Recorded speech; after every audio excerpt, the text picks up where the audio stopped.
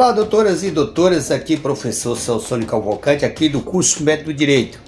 Nós vamos fazer aqui uma análise aqui da prova da segunda fase de Direito do Trabalho, né? Caiu agora de exame 38. Na realidade, isso aqui, houve uma reclamação trabalhista, né? A reclamante era Josefina Pires, ajuizou a reclamação trabalhista, né? Em face da empregadora, né? Ela trabalhou mais de 11 anos lá de empregada doméstica.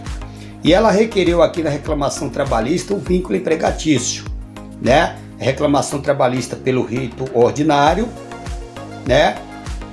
E quando ela ajuizou a reclamação trabalhista, segundo o enunciado aqui da FGV, da peça processual, o que aconteceu? A empregadora não contestou, né? Não contestou porque ela não queria pagar a empregada, ela não contestou, e o juiz, né, caiu aqui na vara 100, né? Ela requereu, caiu na vara 100 aqui do Rio de Janeiro, né? Vara do Trabalho de Petrópolis, Rio de Janeiro, vara 100. E aí o que aconteceu? O que a reclamante requereu? Pagamento das férias, o vínculo empregatício. Durante mais de 11 anos trabalhava para ela, de 2010 a 2021, né? Também requereu as férias, o FGTS, né? E o valor total da ação foi R$125 mil. E como a empregadora não contestou, o juiz foi julgado procedente, né? Quando o empregador não contesta, quando o empregador não foi julgado procedente e condenou a empregadora revelia, porque ela não se compareceu na audiência nem o advogado dela, né? E aí o examinando aqui tinha que olhar atentamente. No segundo parágrafo, entrou na fase de execução, o juiz abriu parte para o recurso entre as partes, reclamante e reclamado, né? E o que aconteceu? Ninguém entrou com recurso, e aí entrou em fase de execução. E aí o aluno tinha que olhar aqui, o examinando aqui, todo mundo reclamando dessa peça, que é FGV, mas aqui estava muito fácil, não estava tão difícil. Foi para a fase de execução, e aí foi empenhorado o imóvel aí da executada, né? Que ela passou agora a empregadora executada. Quando foi empenhorado, no quinto dia último do prazo, ela entrou com embargo de execução, alegando que era o único imóvel da família, né? Conforme a lei, né? O único imóvel da família, né? E aí o que aconteceu? Só que ela tinha dois imóveis aqui, né? Ela morava num que o valor deu 123 mil. Durante esse período da execução, o juiz conseguiu empenhorar dela R$2 mil de salário dela, da empregadora, da empregadora executada. Porque aqui na realidade era um vínculo de empregado doméstico, tá? Não era empresa privada, ela trabalhava como empregada doméstica. E aí o que aconteceu? Conforme a lei, né? Conforme a lei 8.000, deixa eu dar uma olhada aqui na lei 8.009 de 90, só pode, se o empregador doméstico tiver um único imóvel, não pode ser empenhorado, mas se ele tiver mais de um imóvel, entendeu? Pode sim, no artigo 5º da lei 8.090, parágrafo único, se o empregador doméstico tiver mais de um imóvel, pode ser empenhorado sim. E aqui nós estamos numa fase de execução. E aí foi rolando a execução aqui. Depois o juiz, né, abriu o prazo na execução, o juiz aqui devidamente contestou, ela abriu o prazo para defesa, né, na fase de execução, pode abrir, tem essa possibilidade na Justiça do Trabalho. E aí o juiz julgou procedente os embargos de execução da devedora, da ré, que é a ex-empregadora, aqui na fase de execução. E aí o juiz fundamentou aqui que ela tinha um segundo imóvel que podia ser, né, empenhorado aqui, o segundo imóvel de maior valor. Esse segundo imóvel dela aqui, o primeiro imóvel deu R$123 mil, com mais dois que tinha empenhorado o salário dela, dava a quantia para pagar a empregada. Só que quando você sai na justiça, quando você trabalha 10, 9, 10 anos, 15 anos numa empresa, 20, você só tem direito de receber os últimos 5 anos. Tanto faz você ser empregado de empresas privada como empregado doméstico. E aí o juiz analisou aqui, sim. E aí o juiz aqui acolheu o desembarco dela, tal, e alegando que ela tinha 2 imóveis, que ela morava nos 2 imóveis. Aqui dá para você ver, se você olhar a lei de impenhorabilidade dos bens de empregador doméstico, aí tem a brecha aqui, que deveria ser sustentado aqui, que o parágrafo único do artigo 5º da Lei 8.000 que seria possível a impenhorabilidade empenhorar o imóvel de menor valor, que é de 70 anos. Por quê? Porque ela tinha que pagar os últimos 5 anos do direito da empregada doméstica. E aqui diz aqui, publicada a decisão considerada como advogado da trabalhadora, redige a peça prática profissional em defesa de interesse do seu cliente em juízo, que é a decisão que é a vício ou falha estrutural. A decisão do juiz aqui tem falhas, né? Tá aparecendo aí do lado para você, tá? E nós vamos deixar em anexo desse vídeo esse gabarito extra preliminar, é um gabarito extra, preliminar esse gabarito, né, da segunda fase. E aí qual é a peça que vem? Quando você está em fase de recursão, a peça aqui é o agravo de petição, né? Você tem que agravar o agravo de petição, né? O enunciado aqui contou a empregada requereu o direito dela, a empregadora não contestou, depois na fase de execução ela contestou e entrou ainda com embargo de execução. O juiz prolatou a sentença em favor à empregadora, dizendo que os imóveis dela não pode ser contestado. Estou fazendo aqui um resumo, lógico que pode. Se tiver só um, não pode ser empenhorado, mas se tiver mais de um, pode sim ser empenhorado o imóvel do empregador doméstico ou a família doméstica, tá? Que aqui essa empregadora, através do advogado dela, ela quis causar um embaraçamento com esse juízo, né? E aí, cabia sim, tinha que ser sustentado o quê? Aqui na segunda folha do gabarito preliminar, sim. O examinando aí interpôs o agravo de petição no artigo 897, a linha A da CLT, e também deverá sustentar que o executado tem mais de um imóvel, e a impenhorabilidade legal alcança o menor valor, conforme o artigo 5º. Porque é o seguinte, ela tem 2 imóveis aqui, um vale R$123 mil e o segundo vale 70 mil. E sim, o parágrafo único fala, parágrafo único do artigo 5º da Lei 8.009 de 1990 diz que pode ser empenhorado o imóvel de menor valor. Por quê? Para quitar essa dívida da empregada reclamante nos últimos 5 anos, né? E outra coisa aqui também, sobre a prescrição, né? Sobre a prescrição deverá sustentar quanto o Instituto não foi arguido em instância de ordinário, né? A preclusão da inovação processual, além agora não pode ser feito o sucesso na fase executória na forma da súmula 153 do TST e artigo 507 do CPC que colocaram aqui, tá? Que é sobre a prescrição. Na fase de execução não pode ser arguida, tá? A preclusão da inovação processual.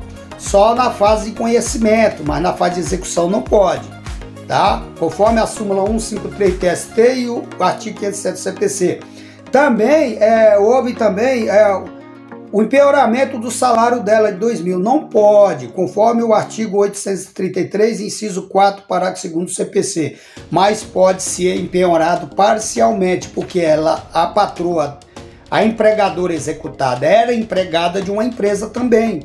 Mas como os 2.000 foi empenhorado dela, tinha que ser empenhorado parcialmente a metade, porque a empregada dela também configura verba alimentar, tá? Então, se eu sou empregado doméstico, devo pro se eu sou empregador doméstico e sou empregado, meus R$2.000 foi empenhorado e eu não quero pagar a minha empregada doméstica, o juiz pode, a pedido do advogado, empenhorar o meu salário, a metade, parcialmente, para pagar a verba do meu empregado, do meu ex-empregado. Claro que pode sim, tá? Pode ser empenhorado sim, tá? Sem problema nenhum, né? Tá passando um cara aqui com enchendo o saco aqui, produto de limpeza, o barulho é muito alto. Todo dia esse cara passa aqui, né? Enchendo o saco. Desculpa aí o volume desse cara aqui, que tem que pedir para a autoridade mandar baixar o volume dele, que é muito alto. Entendeu? Outra coisa, quanto à chance da nova defesa da empregadora? Pode-se prevalecer que ela não contestou, tá? Ela foi notificada e não contestou. Não é que ela não foi notificada, ela foi notificada, recebeu, ela não contestou. O prazo é de 5 dias, observado o artigo 841, que deu uma chance a ela, nova defesa. Porque lá no parágrafo 1º diz, quando o empregador quer embaraçar a justiça. E aí, como ela pediu, através do advogado dela, na fase de execução, o juiz deu o direito dela de contestar e de se defender, mas aí ficou uma sentença viciosa, porque ele estava dizendo que ela não podia, ela alegou, ela mentiu no processo dizendo que moravam em 2 imóveis. Mentira, ela só morava em um. Então aqui a FGV testa para você, advogado. E para terminar, sobre as férias que a reclamante pediu. As férias têm que ser calculado no último salário que ela recebeu, conforme a súmula 7 do TST, ou no dia da extinção do contrato, né? No último salário, que as férias tem que ser calculado, não é lá no início do salário, no último salário que a empregada recebia, as férias tem que ser calculado, tá? Então isso aqui, essa aqui é o resumo. Eu estou comentando aqui sobre a peça processual da reclamação trabalhista no exame 38 da segunda fase. E aí agora nós vamos para a questão, tá? A questão número 1, tá? A questão número 1 fala de quê? De um acordo judicial na reclamação trabalhista, né? Douglas ajuizou contra o seu ex-empregador, sociedade empresária, postulando o pagamento do FGTS deputado. Não depositado o adicional noturno, indenização por dano moral e horas extras. E aí eles foram para a audiência de instrução, fizeram um acordo. Esse acordo foi R$60 mil, foi parcelado em R$6 mil. 5 dias após, e esse acordo foi homologado pelo juiz. Então, quando se fala de acordo, é decisão irrecorrível. Se aqui o aluno estava com a CLT boa, olhando o índice emissível da CLT, acertou. Com certeza aqui, tranquilamente, essa questão foi muito tranquilo, tanto a primeira como a segunda. E aqui, né, a resposta da letra A, ele podia alegar o artigo 831, parágrafo único da CLT e a súmula 259, né, e súmula 100, inciso 5 anos do TST. Porque acordo, quando se faz um acordo, porque ele ficou sabendo que o amigo dele tinha o mesmo processo contra o empregador e que o acordo foi maior, que recebeu mais de 60 mil. E aí ele peticionou nos autos do juiz que queria, desconsiderando o acordo. E aqui é irrecorrível, não cabe recurso. E a letra B diz, sim, por haver verba de natureza indenizatória, a letra B, indicado no acordo, a União deverá ser intimada na forma do artigo 832, parágrafo 4 da CLT. Tranquilamente, aqui foi tranquilo, né? O examinando com a CLT boa, olhando as questões. E outra coisa, quando você for responder a prova da segunda fase, começa a responder pelas questões discursivas, né? Mas aqui eu estou comentando, eu comentei pela peça. A peça foi tranquila também. Então nós vamos para a segunda questão. O que caiu? É objeto ilícito da convenção coletiva. Houve uma cláusula aqui violando os direitos. Foi feita uma convenção coletiva entre o empregado, entre o sindicato dos empregados e o sindicato do empregador. Eles estavam solicitando aqui nessa cláusula 4 horas que tinha trabalhar diário, 7 dias por semana, tá? E que também não teria repouso remunerado. Gente, aqui é tranquilo. Aqui a letra A você podia responder aqui,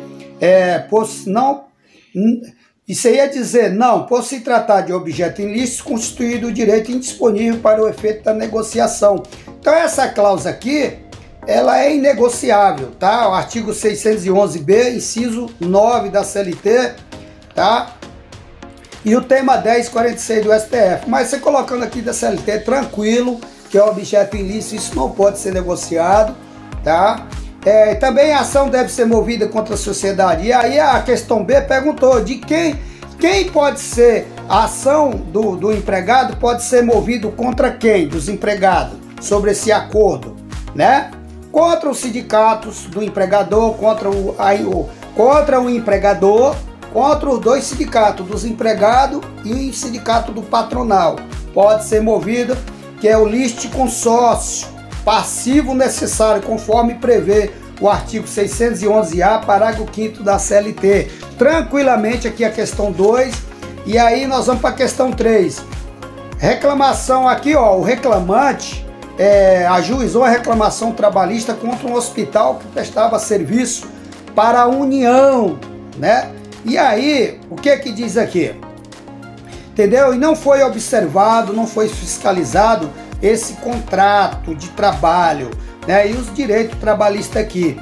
Então aqui no caso, a letra A diz que tese jurídica você deverá sustentar por obter a condenação da União. Letra A quer dizer, a União deverá ser sustentada. Deverá ser sustentado que a União responde subsidiariamente. Pode ser a União, pode ser o Estado, pode ser a Prefeitura. Porque demonstrada a culpa de invigilando pela falta de fiscalização, conforme a súmula 331, inciso 5 do TST e o tema 246 da repercussão geral do STF. Qual é o gabarito aqui? A súmula 331, inciso 5, entendeu? Então aqui é subsidiariamente. Então você com a CLT legal, o aluno aqui foi tranquilo a questão 3, e a letra B diz, deverá ser sustentado nas ações contra a fazenda pública, porque aqui diz aqui, ó, nesse enunciado, tem outra coisa que chamou a atenção aqui, que diz que os honorários advogatícios não seriam devidos os honorários advogatícios, entendeu? Em caso de sucumbência, se tratar, né? Então os honorários advogatícios, né? Os honorários advogatícios aqui é necessário sim, conforme o artigo 791-A, parágrafo 1º da CLT. Por quê? Porque os honorários, aqui se trata da fazenda pública, que é da União, pode ser fazenda pública da União, do município ou do Estado. Então, você vai lá no artigo 791-A, parágrafo 1º da CLT, é devido os honorários advogatícios sucumbência. Então, gente, aqui a questão 3 foi tranquila, tá? Aqui é uma análise aqui da prova da segunda fase da OAB e também a questão 4, tá? Que fala aqui que o decreto municipal determinou que, né, o decreto municipal determinou o fechamento da rua que é para que onde funcionava uma oficina mecânica que deverá ser fechada para a circulação de veículos. Então, quer dizer, essa rua era fechada, essa rua tinha uma oficina mecânica e o município decretou o fechamento dessa rua para a circulação de veículos, considerando que a área de lazer seria medida que tomou impossível a continuidade de negócios de oficina e acarretou encerramento da atividade dessa oficina. E aí o dono da oficina, que é o empregado, ele indenizou todos os empregados, né? Veja bem aqui, né? Só que um dos empregados ajuizou a reclamação trabalhista pedindo para ele a indenização do artigo 477, né? Que é da multa rescisória. Mas aí nesse caso aqui é tranquilo, porque ele fechou aqui a letra A diz assim, qual tese jurídica defendida para o não pagamento da indenização da rescisão rescisória dos contratos? Justifica. Deverá ser sustentada a resposta, o fato do príncipe, que é ato de autoridade, ato do governo municipal, na forma do artigo 486 da CLT. Então é o seguinte, aqui foi tranquilo, o fato do príncipe está lá no artigo 486 da CLT, dá uma olhada lá, que diz, quando há um fechamento de uma padaria, a FGV gosta de colocar padaria, oficina mecânica, agora colocou oficina mecânica. Na realidade, esse empregado deveria ter ajuizado uma ação contra o município para indenizar a multa dele rescisória. E nesse caso, quando é fato do príncipe, o empregador não pode. Então a defesa aqui do empregador, aqui na contestação, que é essa letra A é uma letra A que eu tenho como advogado do empregador, eu posso alegar, posso contestar como fato do príncipe. porque foi fechado pela autoridade municipal, né? Pode ser municipal, federal, estadual. Dá uma lida lá no artigo 486, 486 da CLT. Entendeu? Aqui tranquilo, sossegado, uma boa CLT, olhando o índice emissivo, acertou. E a letra B diz o quê? Deverá ser interposto recurso adesivo ordinário, conforme, aqui diz o quê? Qual medida processual ser adotada para viabilizar o reexame da sentença de procedência quanto ao deferimento do pedido de pagamento da multa rescisória. Se por acaso o juiz tivesse deferido em sentença a multa rescisória contra o empregador ainda tinha uma chance aqui, ó. O empregador, o dono da oficina, ainda tinha uma chance de entrar com recurso ordinário adesivo, nos termos do artigo 997, parágrafo 1º da CLT e súmula 283 do TST. Gente, fazendo um resumo geral, essa prova de direito de trabalho, a peça foi um agravo de petição, a questão foi tranquila, vale 5 pontos, aqui no nada dava para o aluno acertar uns 4 pontos, e na peça dava para ele acertar uns 4 pontos, que ela vale 5, de 4 a 3 pontos. Aqui foi tranquilo, tem um gabarito, isso aqui eu estou falando do gabarito, né, extra, é um gabarito preliminar, né, a decisão final não saiu. Qualquer novidade, se for alterado o gabarito, a gente vai estar aqui dando as informações para vocês aí, tá? E aí nós ficamos por aqui. Foi uma análise da nossa prova de direito do trabalho, tá? Exame, segunda fase, exame 38, tá? Foi tranquilo aqui a peça, as questões aqui com a boa CLT, tá? Aqui caiu... falou sobre uma reclamação trabalhista, pedindo de vínculo empregatício, depois foi para a fase de execução, o juiz, a empregadora não contestou, depois lá na fase de execução ele deu a oportunidade dela de contestar, e ele também julgou procedente os embargos de execução dela, ela alegando que os imóveis dela não podiam ser penhorados. Lógico que sim, ela tinha 2 imóveis, pode, pelo artigo 5º da lei 8.099 de 90, parágrafo único, tá? O parágrafo único do artigo 5º. E aí a decisão do juiz ficou viciado, e aí cabia o quê? Foi publicada, cabia o quê? Agravo de petição, nos termos do artigo 997, a linha A da CLT. E o prazo desse recurso qual é? 8 dias, a contar da publicação lá, tá? 8 dias tem que interpor, 8 dias tem que interpor, né, o recurso de agravo de petição. E as questões foram tranquilas, tá? E nós ficamos por aqui. Qualquer novidade, se houver alteração do gabarito preliminar, a gente vai falar para vocês, tá? Um abraço a todos e até mais.